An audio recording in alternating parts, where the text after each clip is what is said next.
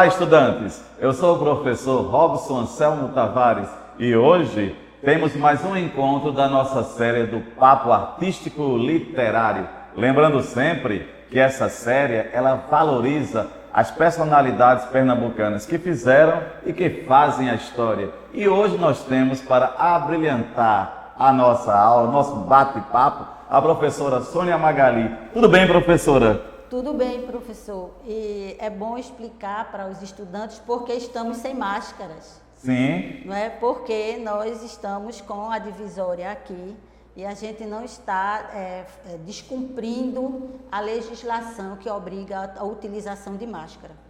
Então, vamos em frente e nós vamos hoje falar um pouco sobre a vida de Josué de Castro, o ativismo político que ele teve, a profissionalização e a contribuição dele para o conceito, a construção do conceito de fome, a evolução do conceito de fome ao longo desse século, meados do século XX e esse início do século XXI. A gente vai discutir um pouco sobre essa questão. Vamos apresentar um pouco sobre Josué de Castro. Então, nessa questão, é importante salientar, como a professora falou, estamos seguindo o protocolo. E é importante que você, estudante, aí em sua casa, quando você precisar sair, utilize a máscara, certo? Utilize, claro, o protocolo para se preservar contra essa doença. Outra coisa importante é o seguinte, lembrar essa valorização do que é nosso. É por isso que essa série busca justamente trabalhar aqui os nossos pernambucanos, os nossos conterrâneos, que fizeram e que fazem a história. Então aí, fica a dica. Geografia da fome, vamos debater um pouco sobre a fome, sobre os conceitos de fome, não é isso? Os conceitos de fome que Josué de Castro tão bem deixou todo estruturado, Utilizou a metodologia da geografia para mapear a fome no Brasil e posteriormente ele foi convidado por outros países para fazer o mapeamento e os estudos sobre a fome. E o interessante é que ele descobre que a fome não é um fenômeno, não é nenhum conceito em si. A fome extrapola a questão da necessidade alimentar. A fome, como sempre dizia Josué de Castro, a fome é uma questão social, precisa de decisões políticas para poder a gente debelar essa fome no mundo. Então, como tem no slide, na Nós tela, veremos, na nossa tela. Vamos ver agora aqui o nosso slide, certo? É o primeiro slide que vai falar sobre justamente, mas antes, veja só aqui na capa. Nosso papo artístico literário de hoje é sobre Josué de Castro e a geografia da fome. Geografia da fome é um dos 200 livros, mais de 200 livros, de 200 títulos que o Josué escreveu, que ele construiu a partir de suas pesquisas e que esse livro, Geografia da Fome, posteriormente ele foi reeditado com o nome de Geopolítica da Fome e foi traduzido para 25 línguas.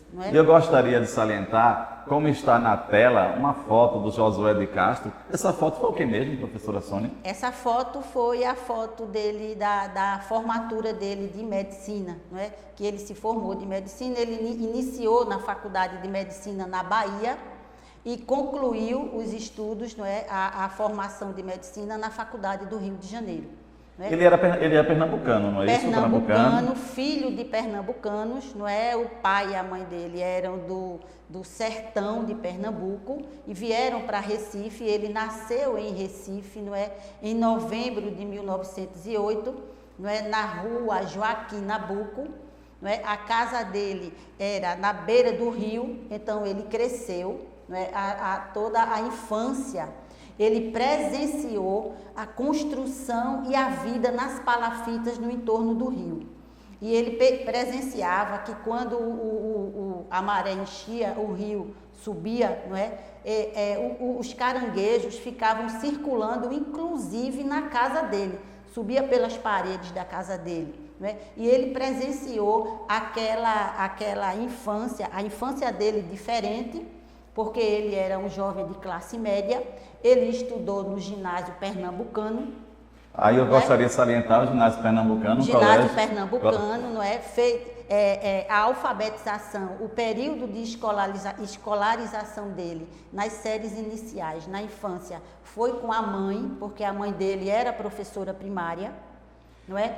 Então, ele, depois, quando saiu do ginásio pernambucano, ele foi estudar medicina na faculdade na Bahia e depois foi para o Rio. Então, essa vivência dele do Rio, ele voltou para Recife, porque ele casou, teve 3 filhos, 2 meninas e um rapaz, e ele voltou para Recife, e nesse período ele foi trabalhar numa indústria, ser médico numa indústria, e começou a perceber que aqueles trabalhadores, eles viviam doentes e ele não conseguia detectar essa doença. Então ele começou a fazer as pesquisas, fazer os exames, e um belo dia ele chegou para o diretor da empresa e disse: eu já descobri qual é a doença, mas eu não posso dar o remédio para ela. O remédio quem pode dar é o diretor da empresa, porque as pessoas estão com fome, é a doença da fome. Ô professora, você fala assim, a doença da fome, a fome. Só gostaria que a gente explicasse um pouco para o nosso estudante que essa fome não é só a ausência da alimentação, não é? Não, a fome não é só, isso é que é interessante ao longo da vida dele, quando ele foi fazendo as pesquisas, ele escreveu Homens e Caranguejo, pela experiência que ele teve de infância, quando percebia, não é, nos bairros pobres do Recife, como se viviam o pessoal nos mucambos, não é, nas palafitas. Então, toda essa vivência dele levou a investigar todos o processo científico dele de construção intelectual, foi em torno da necessidade da alimentação, da pobreza, não é? Então, a fome existe, a fome endêmica, a fome epidêmica, e aquela fome que você está, o couro e o osso, porque simplesmente deixa de comer. Mas o que o conceito de fome que ele deixou para nós é aquele conceito de quem se alimenta e se alimenta com aqueles produtos agrícolas da sua região, com a questão cultural, mas não tem acesso aos outros nutrientes.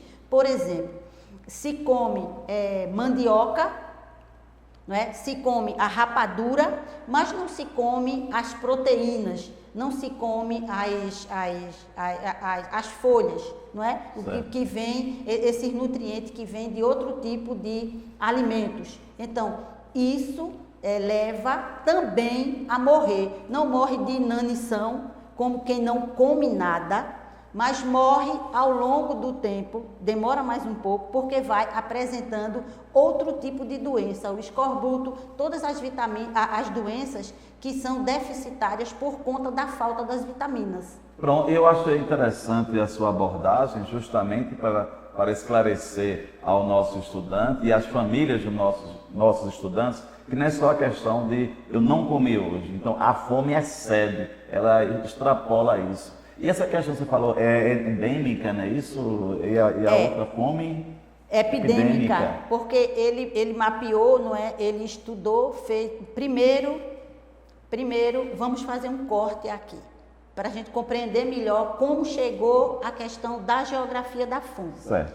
Primeiro ele fez esses estudos com os operários dessa empresa, da fábrica, que ele era médico dos funcionários da fábrica. Aí quando ele disse, vamos retomar um pouco, quando ele disse que a doença deles dependia, o diretor da fábrica poderia acabar com aquela doença, era dando para eles um salário decente, digno, para que eles pudessem ter qualidade de vida e comprar os alimentos que precisavam para se alimentar bem, não é?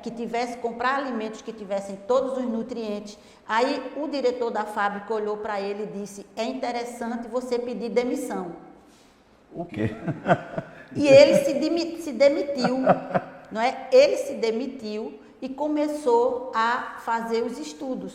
não é? E nesse período que ele se demitiu, ele começou a perceber que não restava somente o processo da fome, não era um processo só natural. Social, no caso. É social, é um processo de desigualdade. Aí ele pensou que ele teria que participar e começar a ser ativista nas questões políticas, porque as decisões políticas é que levam, não é, a construir políticas sociais que levem a acabar com o processo da desigualdade. Então são políticas de estruturar, para que as pessoas tenham um salário digno, tenham qualidade de vida, né? Então ele nesse momento ele foi voltou, não é, para o Rio de Janeiro. Eu acho deve ter em alguns slides sobre isso, não é? Vamos ver aqui a questão da formação. A questão da formação dele. Bote na tela. Antes de mais nada, é importante salientar que ele era médico, como falou, médico, geógrafo, né? Escritor, no Pode caso. Botar vamos ver aqui na tela. Minuto. Então vamos ver agora a formação como está na tela, não é? Então as primeiras letras foi com a professora Josefa Carneiro de Castro, que era a mãe dele, não é? Depois ele estudou no Colégio Carneiro Leão, estudou no ginásio pernambucano, passou na Faculdade de Medicina na Bahia, depois concluiu a graduação em Medicina na Faculdade do Rio de Janeiro, na Faculdade Nacional de Medicina do Rio de Janeiro, e lá ele permaneceu. Ele continuou no Rio de Janeiro durante 6 anos, não é? Então ele tornou um dos maiores pensadores da geografia. Por quê? Em virtude principalmente das obras de geografia da fome, e depois foi reformulada para geopolítica da fome. Até mesmo o próprio nome, geografia da fome, né? Ela já traz esse depois, geopolítica da fome. Veja, quando ele escreveu Geografia da Fome, ele mapeou o território brasileiro e ele percebeu tentou construir o conceito de fome e mostrou que não só existe aquela fome que a gente acha que a pessoa morre bem magrinho porque não come. Aí ele mapeou, trouxe o conceito de fome endêmica, fome epidêmica e mapeou em 5 regiões. Por quê? Geógrafo, porque ele se utilizou dos processos técnicos e metodológicos da geografia, porque dava uma sustentação científica para esse mapeamento, não é, do território, para dizer onde existia essa fome, que a fome não estava só na pessoa, na família, na cidade, que não se tinha alimento. A fome estava em todo o território nacional e depois ele expandiu na geopolítica da fome para todo o território do mundo. Então, em todo o território do mundo existe a fome, porque é a fome endêmica e a fome epidêmica. É a fome de quem o salário que ganha não dá para suprir, não é? Todas as alimentações com todos os produtos e os nutrientes. Então, ele como médico, ele tinha a construção intelectual, não é? Tinha a teoria para ver que a pessoa estava doente por deficiência de vitamina A, você está doente por deficiência de vitamina B, você tem bócio, não é? Você treme. Então, ele foi ver que quanta doença tem uma pessoa. Então, ele percebeu que não tinha como. Qual é o remédio que eu vou lhe dar? O que está acontecendo com você? Então, a investigação dele, ele utilizou a metodologia e a questão estrutural, conceitual da geografia e da área dele, da medicina. O que eu acho interessante nesse caso, só para confirmar o que você está dizendo, é essa questão, né? O médico, geógrafo, que teve esse olhar, né, para a questão da fome. Ele se valeu, como você acabou de falar, dos conhecimentos da medicina e da geografia. E outra coisa que me chamou a atenção da filosofia, da sociologia posteriormente, que ele até fundou a faculdade de filosofia, não é? Ele fundou e ele foi professor não só de disciplinas da área da medicina, mas ele também foi professor da geografia humana. Algo também que me chamou a atenção, professora Sônia, foi justamente quando você pontuou essa questão. Ele que não morou em Palafita, ele que Mas ele presenciava. Ele percebeu, não é? Esse olhar que ele teve com a exclusão social. Isso. Interessante, essa questão do caranguejo me lembrou que há pouco tempo a gente falou aqui sobre Chico Science. O homem caranguejo, a situação. Pronto. Chico Science bebeu nessa fonte, não é? Nessas pesquisas de Josué de Castro. Inclusive lá nos trabalhos, nas coisas lá de Chico Science, o professor Beto, que esteve aqui falando, fazendo o papo literário sobre Chico Science, ele se remeteu bastante a Josué de Castro. Não é? Porque ele fez, inicialmente, ele para poder escrever o livro de Homens e Caranguejos, ele fez a pesquisa nos bairros pobres de Recife, em Afogados, em Campo Grande. Ele foi onde tinha aquela beira de rio e o mangue.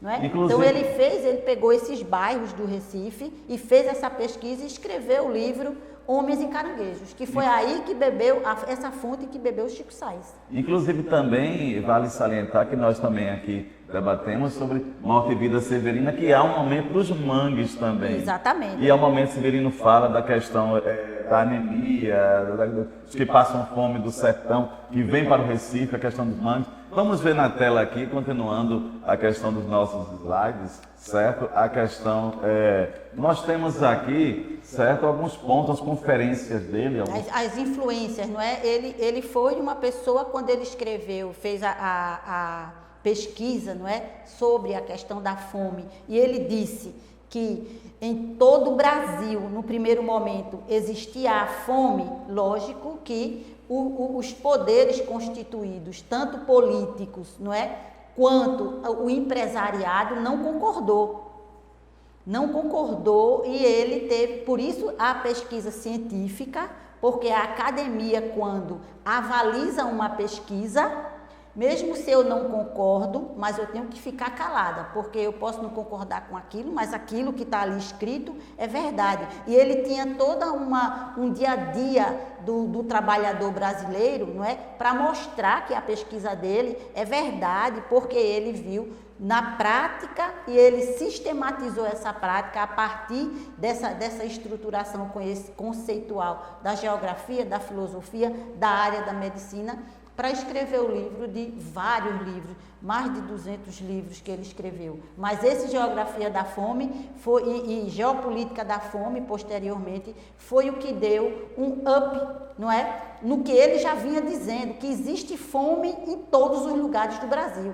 Porque você se alimentar todo dia, toda hora, não quer dizer que você esteja garantindo, não é, os nutrientes que o corpo precisa para não adoecer, para trabalhar e ter produtividade. Porque chamaram ele para ser médico naquela indústria, quando ele chegou do Rio para cá, porque a indústria não estava tendo produtividade. É bom saber disso. É a exploração, não é, do trabalhador, não estava tendo produtividade. Então, por que não está tendo? Você está doente de quê? Ô, professora, é uma coisa importante. Eu acho nesse ponto, pelo pouco que estou ouvindo aqui, já estou me deliciando e também incentivado, eu acho que assim como o nosso estudante, a conhecer mais o Josué de Castro. Essa questão é o seguinte, ele teve a ousadia, entre aspas, de falar isso ao diretor, né? Foi. E ele, então, é justamente como você fala, essa conjuntura política, essa conjuntura que oprime, não é isso? Que oprime, que massacra, e não é só porque eu estou com a barriga cheia, eu estou alimentado. Não. Ele mostrou isso, né? E ele dividiu, a gente tem, mas vamos voltar às influências, não é? Porque uma pessoa que escreve isso e diz que a fome está pode voltar, viu? Você passou demais. Pronto. Ah, não, volte. Influência, não é? Então, ele quando fez os estudos e viu que a fome, disse que a fome estava em todo o Brasil e teve essa resposta, e ele diz que a fome não é uma questão natural, a fome é provocada pelos homens. A fome da qual ele estava falando, mostrando e denunciando, ela é provocada pelos homens, não é? É assim, uma minoria provoca a fome da grande maioria do mundo. Então, ele percebeu que ele tinha que se envolver, tinha que ser um ativista para que a partir dessas pesquisas, dessa constatação, ele fizesse um movimento sociopolítico, não é, econômico. Ele tinha que passar por essas estruturas para que ele mudasse algo efetivamente, porque como a fome é causada pelos homens, então ele tem que evitar, né? Evitar, não é? Tinha que conhecer essas estruturas para ver como é que ele podia sugerir projetos, sugerir políticas públicas. Então, isso teve uma influência. Então, ele influenciou não só no Brasil, mas em todo o mundo, né? Então, ele fundou a Associação Mundial de Luta contra a Fome, aqui no Brasil, não é? Visando despertar a consciência do mundo para o problema da fome, da miséria, além de promover projetos que demonstravam que a fome podia ser vencida e abolida pela vontade dos homens. Entendeu? Isso é muito forte. E a gente vê que continua num processo de fome até hoje. Né? Inclusive, eu gostaria... Então, sim. Ele viajou, ele foi embaixador, não é? Ele foi embaixador do Brasil nos Estados Unidos, em Genebra, na ONU. Ele foi presidente da FAO por 2 vezes. A FAO é uma instituição da ONU que trabalha com a questão da alimentação e a agricultura no mundo. Né? Ele foi convidado por vários países para fazer conferências e mostrar, não é, a partir do livro dele, a mostrar como é que se dá, que fome é essa que ele está dizendo que o mundo todo tem. Então, os governos começou a chamar ele para ele mostrar essa fome, para ele mostrar isso, para poder os governos pensarem nas políticas públicas. Continuando, professora Sônia, algo que eu achei surpreendente para o nosso estudante é observar que Josué de Castro é, claro, como todos aqui, pernambucano, não é isso? Isso. Estudante de escola pública e chegou aonde ele chegou. Então, existe a possibilidade da gente se esforçar e também chegar, não é? Agora, Josué, ele também teve um ativismo político, não é? Para poder mexer nas estruturas de poder e poder construir as políticas públicas que viessem contribuir para acabar com esse processo da fome no Brasil e no mundo. Então, no ativismo político dele, ele foi 2 vezes deputado federal, não é?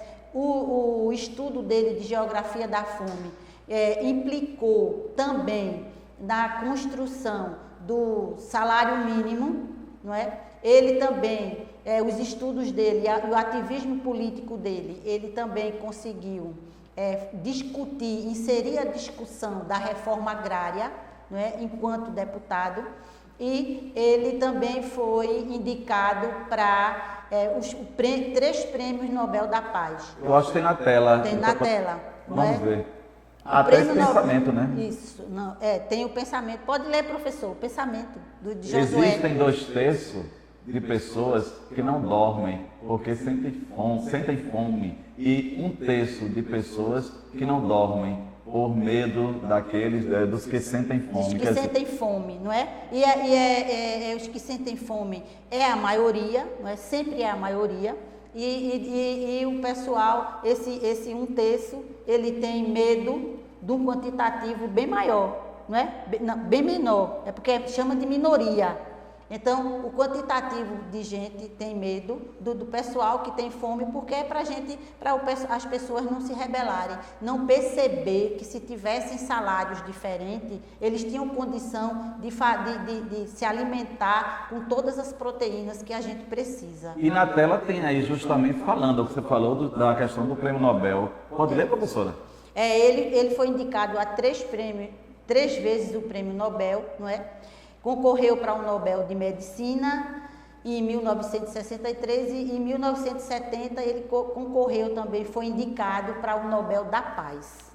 E aqui nós temos na tela ainda, são o quê? É o livro, não é? O livro dele, Josué de Castro, Geografia da Fome, e também Geopolítica da Fome, que quando ele foi revisto, edição revisada, então ele se transformou em Geopolítica da Fome por conta do mapeamento, não é? Do Brasil, do território brasileiro, como a gente vê há uma tela, há uma na slide tela, sobre isso. não é? Ele dividiu em áreas, não é? Área amazônica, área do Nordeste açucareiro, que é essa parte do Nordeste do litoral, não é? O sertão nordestino, que é aquela parte do Nordeste entre aquela Amazônia ali que está mais escuro e aquela parte do Nordeste do litoral, é o sertão nordestino, o centro-oeste e o extremo sul do Brasil. Então foram 5 áreas que ele organizou e estudou que tipo de fome a gente encontra em cada área dessa, porque as pessoas faziam sua alimentação com os produtos agrícolas que eram produzidos a partir que sempre é produzido a alimentação da gente, ela sempre tem um viés que está de acordo com nossa cultura. Não é? Quando a gente viaja, então a gente se alimenta com coisas que a gente diz que é diferente, porque faz parte da cultura do local que nós estamos. Então, esses produtos, a partir da nossa cultura, que essas regiões do Brasil se alimentavam, aí ele percebeu, as pessoas se alimentam, mas as pessoas estão doentes, estão adoecendo. Por quê? Porque só esse tipo de alimentação não é suficiente para suprir as necessidades. E também ele percebeu que esse Brasil era muito rico na produção de alimentos, mas como essa produção era distribuída, como é que essa produção era tratada pelo poder público, não é? E pela indústria, pela indústria que não era dividida, que as pessoas não tinham acesso a essa alimentação. E a gente continua com esse problema até hoje. Cada vez mais o país produz, e a gente vê que fica escasso o que a gente compra para se alimentar por conta da questão da desigualdade, dos salários desiguais, não é? Das desigualdades que a gente encontra em todo o mundo. Então, como a gente pode ver na tela, né? um pensamento... Pode passar, professor. Pronto, volte. Esse pensamento aí, né? Então, o que falta é vontade política para mobilizar recursos a favor dos que têm fome. Então,